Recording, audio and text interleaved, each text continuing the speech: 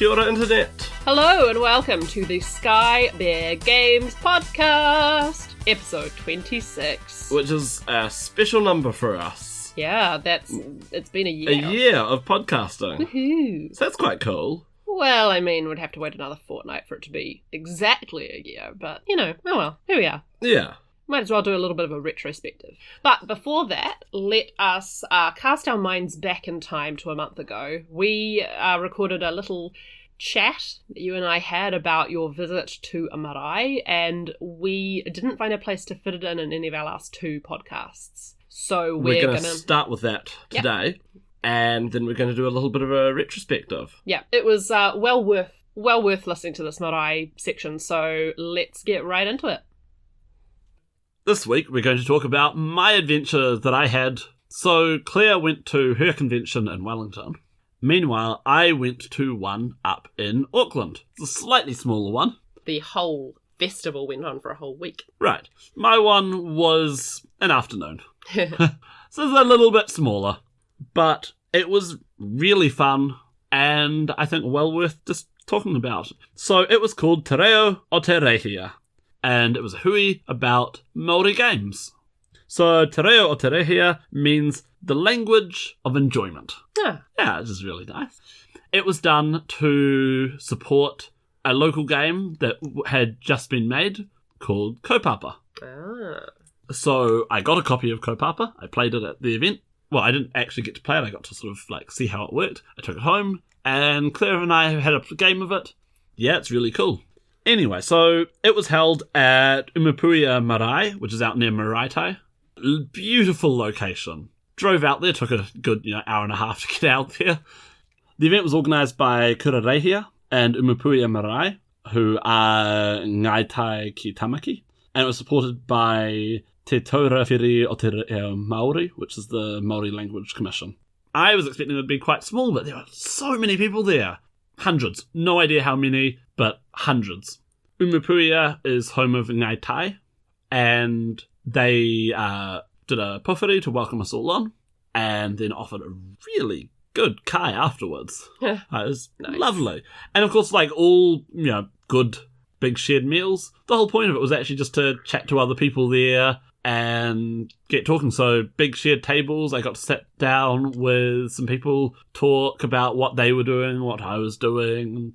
Yeah, it was a good time. And then after that, they had a range of different workshops. They had 4 different time slots, and some of the things were held in the whare kai, some of the things were held in the whare nui, others were held outside or down on the beach. Oh, cool. So it was really cool. It was a really casual event, which was nice. So there were families, there was a little kids area where they'd got colouring in and they'd got kids' games. There were a couple of tables with people who were selling their things. You could get takaro, which you may have seen in Whitkals, which is like Te Reo Snap. Well, Snap Memory. Oh, yeah. Yeah. They had some other games. They had another one which is about randomly going on a holiday, and so you draw cards from a deck and it will say, turn left at the next intersection, turn right, go find the nearest body of water, go get yourself an ice cream. So there's, lots of cute little things like that. Māori Yu-Gi-Oh cards, basically. Like somebody had made them and they had like homemade booster packs for them with all the different atua in it. And so he had starter decks for like Tangaroa starter deck and Tawhiri Matea starter decks. And it's pretty cool. So there's a really nice sort of community feeling to it all. So I went to 4 different talks. And the first one was in the whare nui, and this was the only actual sort of lecture one. And this was about the whare tapere, which is something I'd heard of before, but I didn't really know the details. This was the sort of big lecture, and it was done by Te Ahu Karamu Charles Royal, who is just an expert at this. So the whare tapere is the house of games, but it's not a physical house. This is like an event that would get put together, and so the location of it would be like under the tree by the river. All the information about what happened with this is a pre-European event that would happen that was all about celebration and community and having a good time. And you'd have travelling performers who would go around from whare tapere to whare tapere. But all the sort of information about how it used to got done has been lost. So from what evidence remains, we know that at the Whare Tapere they had storytelling, music, dance, puppetry, games, entertainments, perfumes and adornments. Tatua was a perfume sash that people would wear just so that they'd wear it and it'd make them smell nice. And it was just all about the joy of being together and connecting with each other. It's lovely. And yeah, over time, like I said, these sort of stopped happening. But Royal has made it his goal to sort of figure out what was going on, and he showed us photos from an event like this that he's done himself. And one of the themes that he's seen that got repeated throughout the day is that for Māori, it can be very easy to be focused on all this very serious mahi. You know, treaty settlements and the language and the culture, and you can forget to have fun. Fun sometimes can be a privilege, being able to get away from everything. But it shouldn't be a privilege, it should be a right. And so this was about sort of recapturing that. And everyone had so much fun on the day. He had a modern Whare Tapere where they organised 3 areas. So he had the Whare Manaki, which is the place where you just sit together, you eat together, you gossip. This is the place where if somebody brought along a guitar and just wanted to just break out the guitar and start playing, that's where you do that. And if that's all that happened, then your event's been successful. Because it's just about everybody getting to spend time together and unwind. And he had the Papa Takaro, which is a place to play. So you had Kura Rēhia, which is like Māori rugby. He had other games areas and sports areas there too. And he had the Moto Tapere, which was the performance space. It was a literal island that they made as a stage. Wow. And then they had dancers and performers on that as well. It looked like they waited until it was dark for that one. And it was really cool. They had all this different stuff going on. And there were different styles of these. So one of the things he said, which was really funny, Mount Eden had a sort of permanent one of these called the Whare Mato, which is like a nightclub, basically. And so it was a Whare Tapere, but it was only for young people. And the elders of the tribe would be like, hey, go to the Whare Mato and get it on. And so the expectation was that you'd go there, meet some other young people, have a good time, and make sure the tribe continued. Right. Yeah. For marriages of affection. And yeah, you'd have karioi, who were travelling troops of performers, and Royal had different purako that he knew that had these sorts of tropes in them. And yeah, different things. Oh, the tree gong. A musical instrument that was a tree that had been sort of partially hollowed out, so you could hit it and it was like an entire gong. I want one. Swings, cat's cradle, and string games like that. Stilts. Huh. Yeah. This is your ancestors, Claire. Ngāti Porou had one where one of their things they had was putting hot coals in your mouth. What the hell, Ngāti Porou? I'm imagining it's the equivalent of, like, how many hot chilies can you eat? That sort of thing. I think it does a bit more damage than chilies. Depends on how hot the chilies are.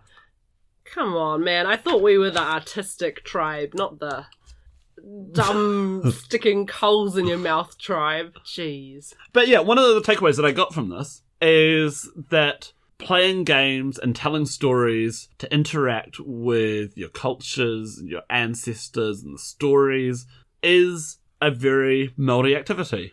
And I picked up from Navigating the Stars, which is the book by Witi Himaira where he retells all of the purako, that having storytelling where you have multiple narrators is also a thing. Huh. And so this sort of reassured me that actually doing a Māori RPG, which is something I've had on the back burner for a long time now, is actually an authentic thing. Is that it's a real thing, it's a useful thing.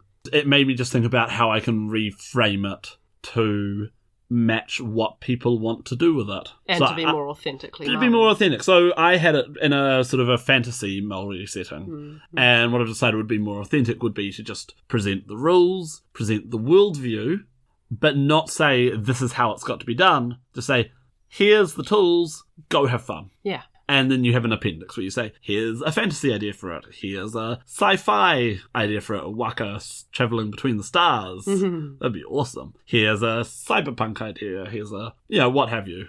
So that's given me new ideas about where I can take that, because it had been dead on arrival for a while. One of the other big themes that I got from the Hui with all the games that I went to and all the talks that I heard was people want educational material, but they want fun educational material.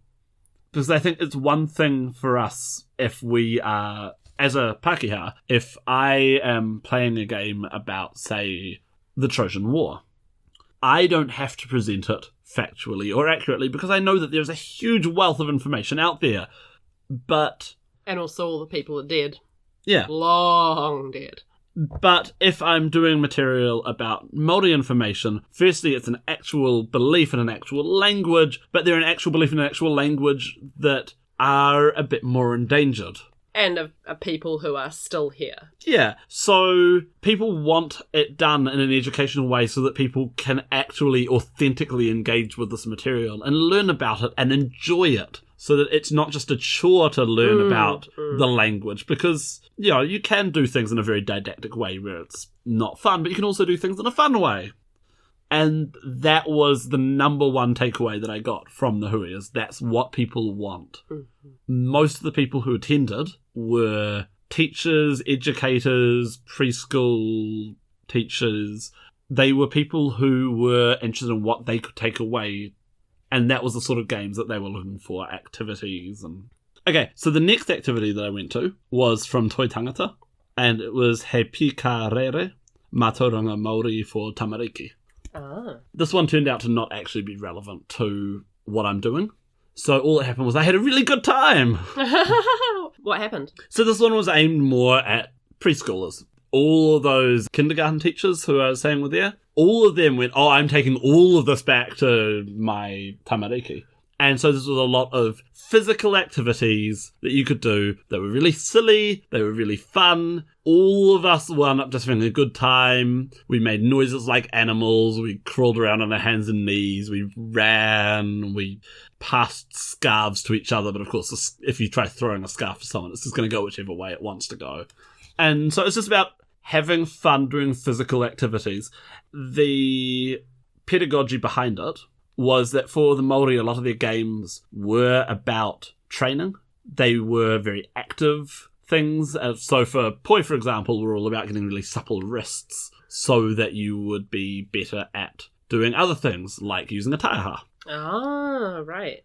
We'd do these activities and we'd just have fun because we were just being silly and running around and having a good time. But in it, a lot of stuff was getting woven in. So we did a game that was like scissors, paper, rock, and then whichever side lost had to run away and the other side had to chase them. But instead of being scissors, paper, rock, it was tangaroa and tawhiri and tane. Cute. And so it was just weaving in the Mātauranga Māori that way. And also a lot of the activities that we were doing afterwards, we'd get told, now these sorts of physical actions that you were doing, how would these be useful? This one where you're passing things to somebody who's behind you who you can't see, you're standing back to back and you're passing things to each other. The actions that you're doing are actually quite like paddling a waka. And so you've got these sorts of foundational skills that you're doing, but you're not thinking about that, you're just having fun. Yeah. So yeah, not useful to what I'm doing, but I just had a really good time running around being silly in the sun. Useful for parenting. Useful for parenting. And also, it was a beautiful sunny day. So, it was nice. Now, the last two things that I went to, I got to try some of the board games that were there. Ah. I loved them. Surprise, surprise. The first one was called Hohi 1816. This was a game that was developed for educators because it's about the first school that got set up in New Zealand. So the first game was Hohi 1816, which was about the first school that set up in New Zealand. This was a game that got developed for educators because a lot of people were struggling to connect with it. So this game is by Ruth Lemon, and she walked us through it.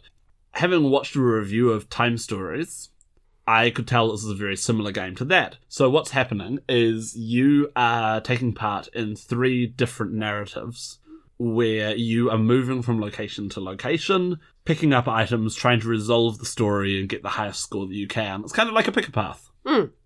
And so you'll move to a location which is represented by cards. You flip the cards over to reveal what happens there. And then there'll be a stack of these, and so it will say you can't flip over the next card unless you've got a particular item or a particular requisite, or you can complete a particular challenge. And so the first one which we played was about two Māori men who had been kidnapped and taken off to work. Well, I can't actually say too much because there's spoilers. Okay. But yeah, your job is to find them and to bring them home again. Oh, okay. And so we sailed around to Sydney and out to the islands, trying to find out what had happened to them and let them get brought home. It was really fun. Some of the criticisms I've seen with Time Stories as a game is that the themes aren't always very imaginative or deep. The default ones are you're all inmates in an asylum, or it's the zombie apocalypse, which, given that, Time Stories, you can have literally any place or time anywhere, is not the most imaginative choices. On the other hand, this one, engaging with New Zealand history, as a former history teacher, I found it really engaging. Knowing this is a real story about actual events, actual people, everyone at the table seemed to agree. They were all having a really good time. Some of us were really familiar with board games, like me. Some of us didn't have much of an idea about what was going on, but everyone got the idea really quickly and was able to take part, which was cool. The other thing that this game did that I really liked was the mechanic that it had for pass and fail. So one of the things that it would do is it would make you roll dice, and you had to get a certain amount of successes. If you failed, you just had to re-roll until you got the right amount, and it would take time. But the main one that kept popping up was you had to do a skill-based challenge rather than a luck-based one. And the skill was Māori words. Oh. And so you had all these cards which were based on the first word list drawn up by James Cook, which meant that some of the words on there were really simple, and some of them were ridiculously obscure. But you'd have to get a certain amount of them, and it was like playing Taboo if you played that. So you had to get people to guess the word, but you weren't allowed to say certain things. Right. And the challenge would be 4 words in a minute. And if you couldn't do that, then let's say you only got 3 words in a minute, then you just lost a time token, flipped the timer, but you got to keep going from where you were up to, so you just had to get 1 or 2 more words. And I thought that was a nice mechanic for experienced players. They could try and get things as fast as they could, but for less fluent players, it's still very accessible. It just means you might take 2 time units or 3 time units even to be able to complete the challenges, but you would be able to do it. There are 3 different challenges. I got told that the later ones get progressively more complicated. Now, one of the flaws with the game is that once you've played it, you can't really replay it. Ah, okay. Which is the same with Time Stories. Now, this one, because it's designed as an educational game, the idea is that you'd be playing it with your class, and you could have lots of people playing at once and making the decisions together. And that once you played it with them, they're not going to replay it, but then you play it with the next class. Yeah. And that's fine. In our case, I think we're going to wind up getting a copy of this one. It's pretty cool. You can get it at hohi1816.nz. We're just going to lend it out to our friends. Yeah, sweet. Want to get it? Yeah. So yeah, cool game, lovely people, good educational purpose. Keen to see what those later harder levels are like. And to learn a bit more about the first schools in New Zealand. And they're vaguely talking about doing add-ons for it, where they add new historical events. And then the final thing of the day, actually I spent so much time at Hohi 1816 that when I had a look at my watch afterwards, I thought, it must be about time for the next event. The next event had already started. Oh, bummer. 15 minutes ago, and I missed it. So I wandered over to where they were playing Kaupapa, which was the game of the day, and I learned how to play. I bought a copy. It's so beautiful. It's sumptuous. It's a lovely game. Claire and I have had a game of it before the stream so we could give a good review, which Claire won handily, kicked my butt. Yeah, we had a great time. So Kaupapa is played on a really beautiful wooden board.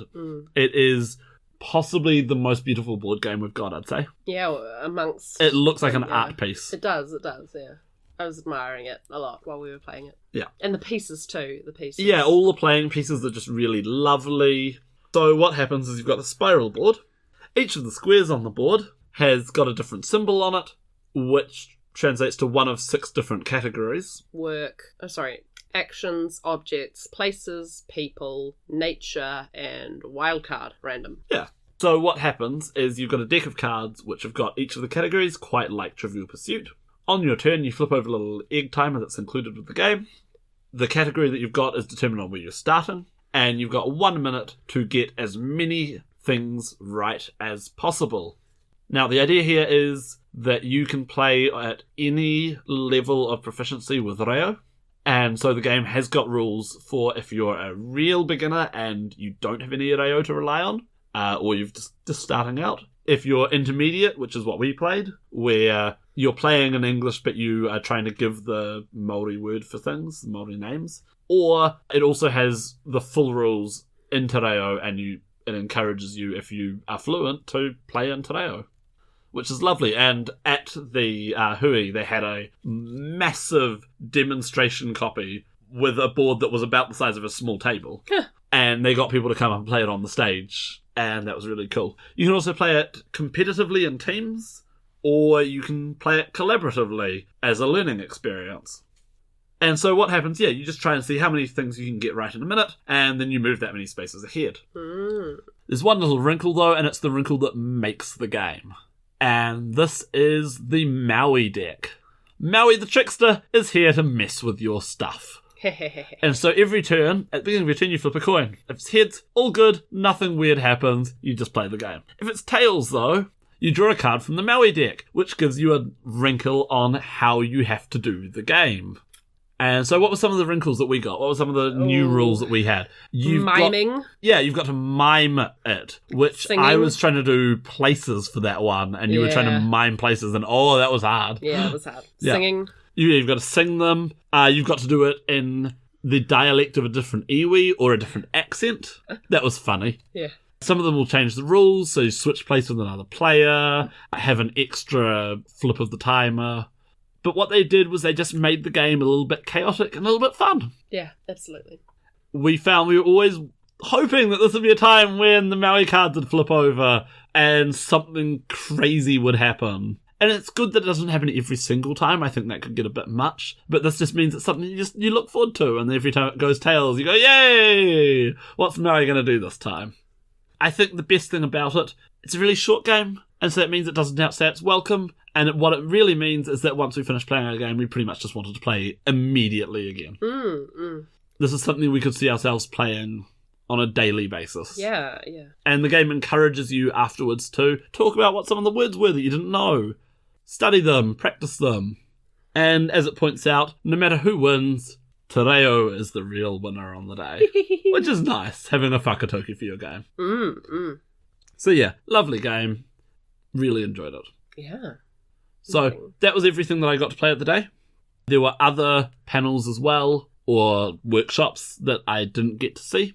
But I had a really good time. Apparently this was the second one of these huis that they'd had. And they said that they would be interested in having more in the future. Yes, please. Yeah. I want to come to one. Yeah. And it's the sort of place where, you could show up and take your toddler. It sounds exhausting. It does. But at the same time, they've got a table, they had things for kids to do, they had a big open area to run around. One of the events, the one for preschoolers, was run by the presenter's 6-year-old daughter. Oh, nice. Yeah, he did it, but he said she'd been born when he started developing it, so she'd grown up doing all of this stuff, so she just got to help out. Sweet. It was cool. So lovely atmosphere, lovely people, lots of fun, gave me new things to think about the games that we're developing, got to try some new cool games. Great event. Cool. Well, we should, next time they do one, we should amplify the signal and get more people going. Absolutely. Yeah. Ooh, and now we're back in the future. I mean, the present. So that was well worth your time going. It was a wonderful conference. And apparently they did it before. Right. And I hope they're going to do it again because I would really love for you and Arthur to be able to go along. And it was just a lovely atmosphere and a lovely place.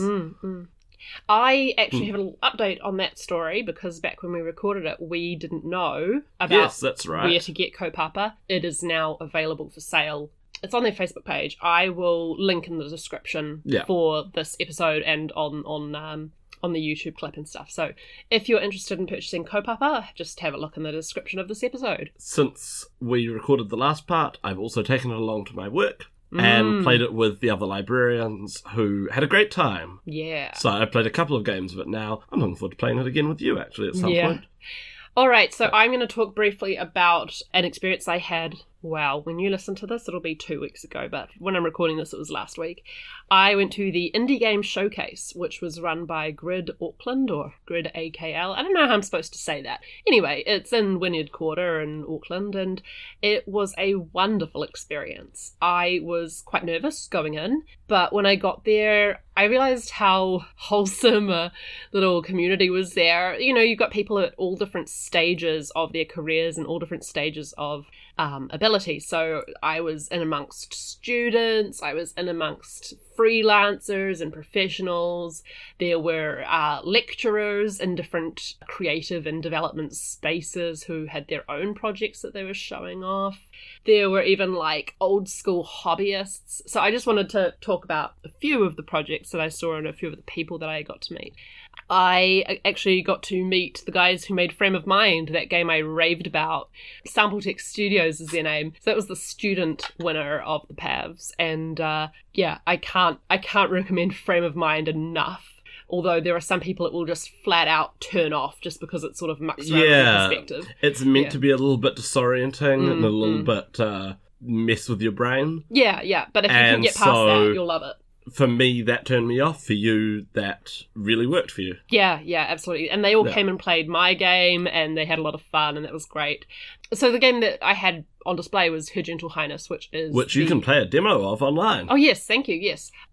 Just link in the description. Yeah, it's a very fun game about a mad queen who bans the letter G. Yeah, so no one's allowed to say or write G anymore. There were a few people who, they'd play it and I could see them like giggling the whole time. That was very nice. It's a very silly game. Yeah, it was rewarding. Yeah, it's very funny. I had a lot of people saying they liked the art style of sort of Adventure Time looking characters amongst classical art backgrounds. I think it does look really cool with that juxtaposition. And I mean, I kickstart it next month, so watch the space.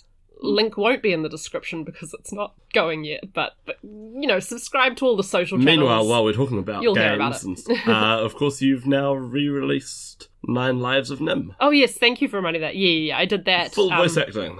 Yeah, you can get that now on link in the description. Anyway, the rest, I'll just talk about the rest of... or if you've played it before, maybe it's time to revisit it. There's been a bit of new content added throughout the last year. Yeah, it's not too much new stuff. There's no new achievements or anything, but there is the new voice acting. So there's the new voice acting, and if you haven't played since like October last year or before that, then you will not have seen the expanded romance plotlines. So anyway, that's out. Some more people I met. I met Cynthia from TL Tonic, whose game 10,000 Coins I was alpha testing late last year, and I recommended her game as one of the Asian creativity in the wake of hate crimes. I recommended her game on that episode. She was there with her little game Kuni Kuni Shopkeeper, which she is making in collaboration with the children's TV station Hey Hey here in New Zealand. And it was so freaking cute. And I said to her, like, because I didn't realize that it was in collaboration with a TV station for kids, and it's going to be like a native web app on their website. I said, it doesn't really ramp up in difficulty. I really wanted it to get more and more intense, but it was for kids. Hopefully she'll do an adult version, because I really basically it was like memory, but I wanted it to be fast. Anyway, it was fun. It was cute. And she's really cool. We had some nice conversations. I met this guy called Nam, he goes by Namtran105 on itch.io. And he has got a game called Darkness and Haven, which was a project for his university. I forget whether it was his master's or doctorate. I think he said master's. Anyway, it's about depression, but it was the funniest thing. I was laughing the whole way through because the narrative voice was just spot on. I met a guy who makes the Scorpion engine for Amiga, where you can basically build games to play on, if you sort of hack your old Amiga system if you've got one, or you can get an emulator, of course. And that was super cool. He had an old school platformer. And, that's very our vibe, since we're so old schooly. I like that. I met a team, but I don't remember any of their names. So I met these 3 students from media design school, and they had knocked together a game called Cyber, CYBR, together in like a fortnight. Together, the 3 of them, 2 artists and 1 coder, and they just, it was super cool, and heaps of people were playing it all day, and like they had a little interactive thing at the stand where like you put a cardboard coin in the slot to play it, so they were going for like that retro feel. They were really cool. I like that. Yeah, we talked about heaps of stuff. I don't know if they had a team name or not, but yeah, they were cool, and I hope I find out who they are again. And I also found out there were so many people whose names I didn't catch. It's so unfortunate, but there were people there with like that new technology where you can have a 3D model of yourself, so you can have a meeting in sort of like a VR setting. It's super cool. Strange. Yeah. Anyway, the Indie Game Showcase, it was so worth it, and I want it to happen more sooner than 1 year away. I'm going to be going to the Auckland Game Dev Hangout in a couple of weeks' time, and I will hopefully see if they want to, like, do anything more. Yeah, anyway, all good. Let's wrap up this episode with a quick little retrospective. James. We've now been doing this for a year. Yeah. So, what have the highlights been? I know for me, I think one of the big highlights was going to talk with the Bundle Buddies. Oh, yeah. Which we did back during lockdown. It was January. It was halfway through January when we first talked to them. And then because there was an error with our recording, we had to set up another date with them. Yeah, so we wound up. Both dates that we settled on ended up being the 2 like February, March lockdowns. That's right. At which point we were trapped in the house with our toddler, so we just had to say to them, sorry guys, we're not going to be able to talk to you with a screaming toddler. So finally in like March or something we got it took ages. Done. But it was nice. They were really cool. Yeah. And I really enjoyed talking to them on their podcast, then them talking to us, and then us talking to them again, and by the time it was done I felt like we'd really made these new friends. Absolutely. So, and I listen to their podcast every week, and I feel like, I feel like part of the family. I saw this meme. There's this meme going around where it's like what it feels like to listen to podcasts, and it's this guy sitting next to the TV screen like it's like a chat show or something, and it's like he's drinking coffee with them, and we're like, yeah, like that's how it feels. So yeah, Bundle Buddies was one of my highlights for what we've done so far. Absolutely. We've talked with a lot of cool guests. I've really enjoyed that, and I'm looking forward to some of the guests who we'll have over the next year. Yeah. Yeah, special shout out to them, I think. Then, if I had to pick another highlight, it was our slightly surprising most viewed video by a landslide. Like, we're talking not even the same ballpark as the other ones. Was the one where we did a retrospective on Ravenloft. Yeah. And I think it's because Ravenloft has just come back for 5th edition.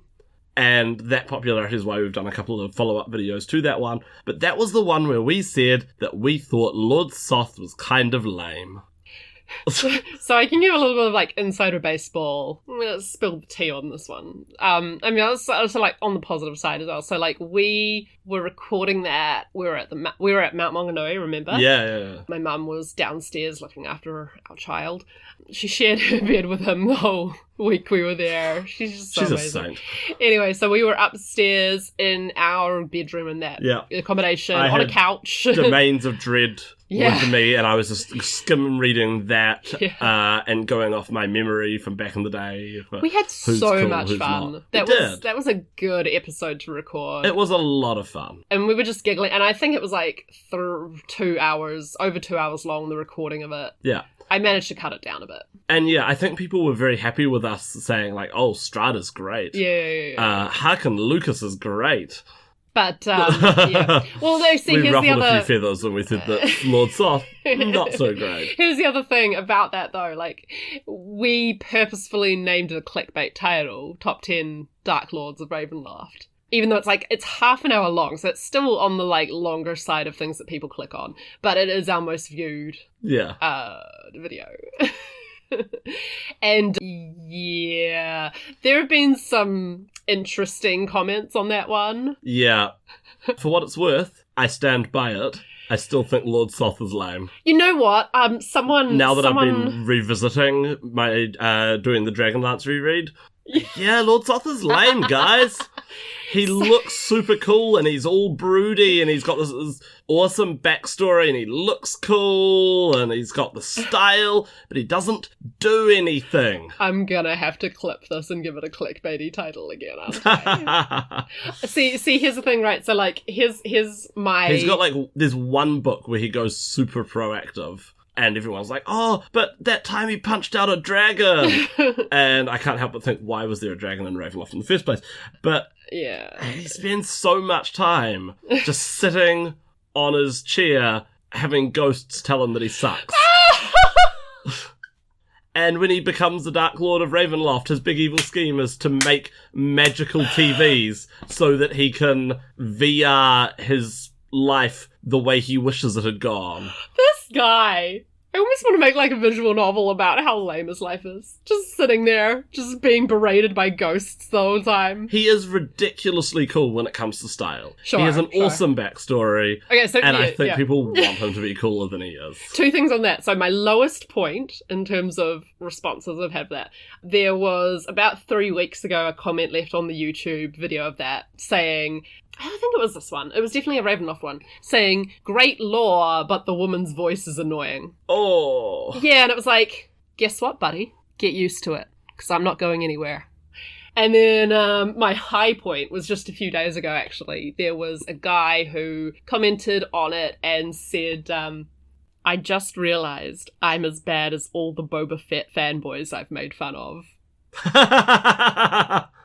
That comment just made my day. I said to him, that comment made my day. Like, yeah, you get it now. Like, yeah.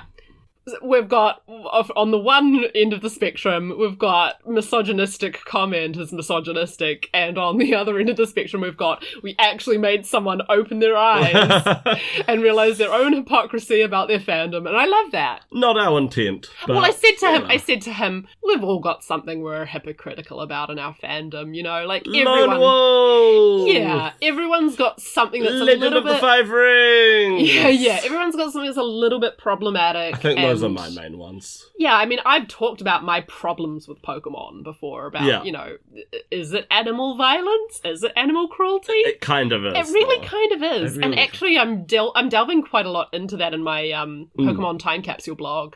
I sort of wonder if, like, all the people who have been following it and liking and stuff are sort of going to drift off now that every time I review an episode, I'm like, wow, I didn't expect to be so negative about this, but, like, this is just animal cruelty. Yeah.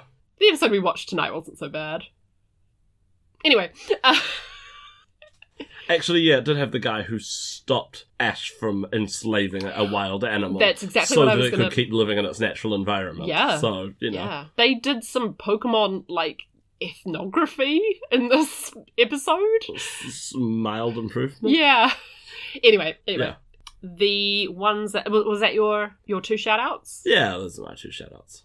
I'm going to do 3 to 4 shout-outs, which are really just one shout-out. But anyway, I just want to thank again, because when I was looking back over the list, I really liked getting our friends involved. Yeah. I really enjoyed meeting River. River was awesome. Yeah. And I'm really excited to see more of Tane's Tales, which is the project that he's working on at the moment. See, we didn't know River before we recorded that episode with them, and bam, suddenly, like, we're sharing your comments on RuPaul's Drag Race. Yeah, like, we're friends now, and that's great. You know, it's still Facebook friends, because we haven't met in real life, but I like that. The relationship has grown from just simply reaching out and saying, hey, can we interview you about this thing that happened to you? And I'm wondering if, like, maybe we should interview people a bit more. I really enjoyed the 2 episodes we did with Ben. Yep. One of which was, like, completely impromptu and was just a little bit a response to what was going on in the world at the time, really. And a bit of a scramble from me to be like, okay, how do we bring this back to gaming? But then it meant that I was able to tie in some New Zealand Asian games and some American Asian content as well. And that was, you know... And then you weren't here for this one, but I really enjoyed the episode I had with Lauren. I'm looking forward to doing another episode with her once she's back in the country. Yes! And I'm keen to just get more of our gaming friends generally and just sit them down. John, are you listening to this? Well, I'm calling you out. I've already sounded out Dave. Have I told you what the idea is for when he... So we're not going to do how to gamify Gideon the Ninth? Oh, maybe we should do that. I'll field that with him. No, I suggested to him that you've always been quite anti-White Wolf. To be fair, really, it's anti-Vampire the Masquerade. That's fair, but he's going to have an episode where he will try to convince you that Mage is great. That Mage is great, because I've wanted to convince you that Mage is great over the years, but I don't have the knowledge to tell you how great it is, other than to just say the times that I've played Mage have been amazing. And of course, you can not exactly counter back, but you can reply to what Dave is saying by saying, yes, but have you heard of Ars Magica? And, you can bring that. I mean, I don't really have enough knowledge of Ars Magica yet, or are you saying that we need to get a game going really fast? Really fast. Well, it all depends when we can get together with Dave. But yeah, John, if you want to come on. Ben, you're welcome to come back on again. And yeah, everyone, basically. Everyone. Yeah, I mean, I'd have the Bundle Buddies back on again. I'd have River back on again. Yeah. Yeah. And I was thinking, should we could always ask the Sample Text Studios Frame of Mind guys if they wanted to come on, talk about their game dev school experiences and stuff, which is... Or Rich Durham. Yeah. Board gaming contact. Yeah, you met him at the Mariah, and then he actually came to the Indie Game Showcase as well. We playtested a couple of games with him, and so maybe we'll have some more guests this year. I feel like before I see him next, I need to have one of my ideas actually ready for playtesting. Yeah. Because I keep telling him, I've got this idea, and this idea, and this idea. Should we do our Goblin Market idea? Maybe. Yeah. I know, maybe that's the wrong name for it, because that's the name of an erotic poem, so... Yeah, but then maybe it's the right idea, because... I still remember going to a bookshop and seeing this big box labelled Iliad. And I was like, oh, what's that? Oh, it's an e-reader. Why is it called Iliad? Oh. And the lieutenant was like, they thought it sounded cool. Right. Yeah. Jumping on an existing name to get the cred. So I think Goblin Market is a good name. Wonderland Nights. Yeah. So what were your other shoutouts? That was it. Oh, that was it. All the people we've had on. Having people in. Although I have also really enjoyed the ones where we've gotten creative. So I really enjoyed the last one we did. Oh, where we made the Dark Lord. Yeah, made our Dark Lord. I enjoyed doing an impromptu Pokemon battle with you. It was so dumb, but it was so much fun. So are you saying that I need to keep an eye out for another... Actually, you know what we should do? What? We sort of have, themed series that we've been doing, right? We've had the short reviews, which have been great fun for just thinking about things that we like. It's always fun. We've had the interviewing people ones. We've had the social justice ones because we are filthy lefties. We've had these different series. We should do the creativity series. Cool. And the easiest one to do would be character creation. Yes. Okay, I like that. Well, we'll definitely be doing character creation. We have big plans for in a few months' time. But we've got video content planned for this year. I'm not sure if we'll start doing the podcasts as video content, but we've definitely got some role-playing video content coming up. That we're quite excited to do. Yeah. I would be excited to potentially do some more streaming once we've got our friend back from overseas. Yeah. Who can help us actually get a decent setup. Yeah, that's the real driver for the video content, is getting our video content person back. So we miss you, Lauren. Come back. I was thinking people might enjoy watching my current card game project get streamed. Yeah. Very blast from the past. Watch this space. That would be cool. You definitely have a niche market who'll want to follow that. Yeah, it's a niche market, but it's a niche market that exists. Yeah. All right, that's enough about future plans. Yeah, some ideas from the past, some ideas for the future. I like it. Yeah. I am quite excited for the fact that my current role-playing game is finally... It's been in scheduling hell for so long, and it's coming to the end, and I'm excited with the possibilities of what I'm going to be doing next. Me too. Yeah. Anyway, that's us. Yep, that's... Good night. Good night. That's not what you say. It is now. No, it's not. Say the thing. the thing. Good night and keep gaming.